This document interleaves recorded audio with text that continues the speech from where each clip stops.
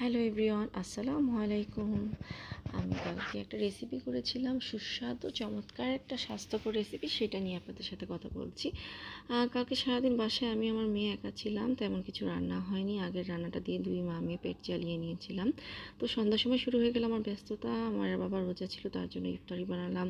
দেন আমার খাবার রাতে তৈরি করতে হবে, কী করি একটু ছিল সবজি, চাল কুমড়া। তো ভাবছিলাম চাল কুমড়া ভাজি করবো, ডিম ভুনা করবো। তো ভাবলাম তো শুকনো শুকনো খাবার তো আর খাওয়া যাবে না, ঝোল কিছু করতে হয়। তো চটজলদি মাথায় বুদ্ধি ছিল চাল কুমড়া ডাল করা। তো চাল কুমড়া ডাল করার জন্য আমি ডালটাকে প্রথমে সেদ্ধ করে তার মাঝে চাল কুমড়া দিয়েছিলাম। তারপরে একটু আদা রসুন জিরা অল্প একটু সামান্য মিক্স বাটা দিয়ে কিছুক্ষণ এটাকে জাল করে এখানে রসুন থেতো দিয়ে আর পাঁচ ফোড়নের গুঁড়া ছিল আমার কাছে, সেই গুঁড়াটা দিয়ে বাগার দিয়েছি। আস্ত পাঁচ ফোড়ন ছিল না, তো আপনাদের কাছে না থাকলে আপনারা দিতে পারেন।